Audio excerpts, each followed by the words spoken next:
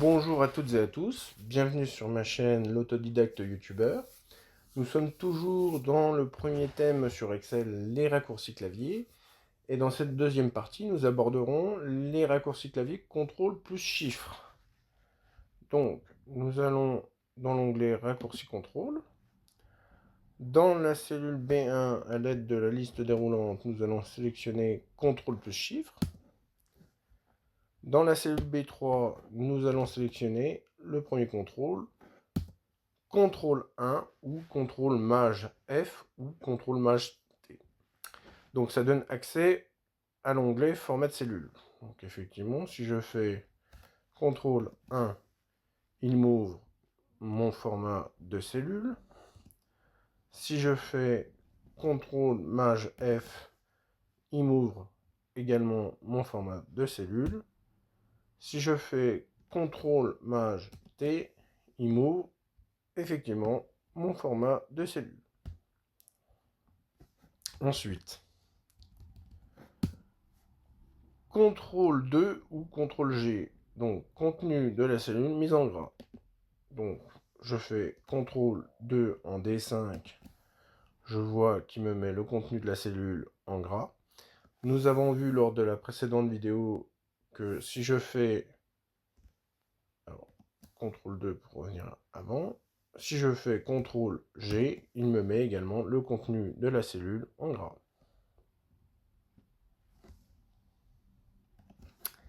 Ensuite, CTRL 3 ou CTRL I, contenu de la cellule mise en italique. Je retourne en D5, je fais CTRL 3, il me met bien le contenu en italique. Et comme nous l'avons vu lors de la précédente vidéo, si je fais CTRL I, il en est de même. Il me met le contenu de la cellule en italique.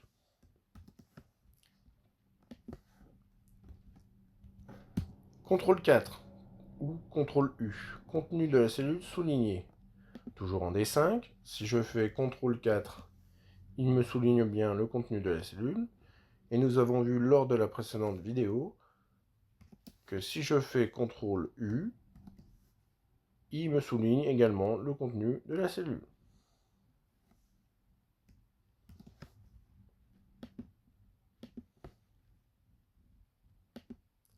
CTRL 5, contenu de la cellule barré. Je retourne en D5, je fais CTRL 5, et effectivement, je vois qu'il me barre le contenu de la cellule.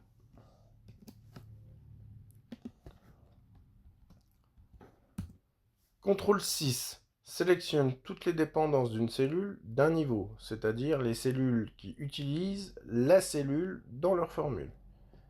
Un exemple, ici, en E9, j'ai rentré une formule qui est ici, donc la somme de G2 à G4, donc ça me fait bien 6. Ici, en E5, on voit dans la barre de formule que j'ai rentré égale E9, donc ma première cellule, moins la somme de G2 à G4 plus 1, ce qui me donne bien 1. Si je sélectionne E9, que je fais CTRL 6, il va me sélectionner. Donc la dépendance, là en particulier, il n'y a qu'une seule dépendance. La dépendance par rapport à la première cellule. C'est-à-dire E9, si je sélectionne CTRL 6, la dépendance va en E5, car je retrouve E9 dans ma formule que j'ai enregistrée en E5.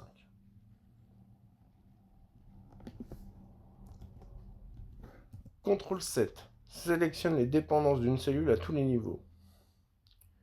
Si cette fois-ci, je me mets sur E5, que je fais CTRL 7, il va me sélectionner les dépendances d'une cellule à tous les niveaux. Donc là, bon, c'est toujours pareil, il n'y a qu'un seul niveau. Nous avons en G6 une formule qui fait référence à la cellule E5. Maintenant, si je sélectionne E9, que je fais CTRL 7, on voit qu'il me sélectionne deux autres cellules, à la fois E5, puisque E5 correspond à ma formule en E9, accompagnée d'autres calculs, et à ma cellule G6, qui reprend une partie de la formule que j'ai en E5.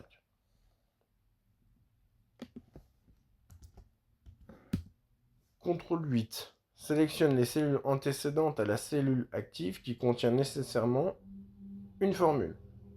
Fonctionne comme le menu d'audit. Alors, si je prends par exemple ma cellule E5, que je fais CTRL 8, je vois qu'il me sélectionne la somme G2, G4, puisque ma cellule active est en E5. En E5, je vois bien que j'ai une partie de ma formule qui fait référence à la somme en G2 en G4. De G2 à G4, pardon. Donc, CTRL 8. Il me sélectionne donc la plage de cellules G2 à G4 parce que dans ma formule en E5, j'ai bien la somme G2, G4. Et il va me sélectionner également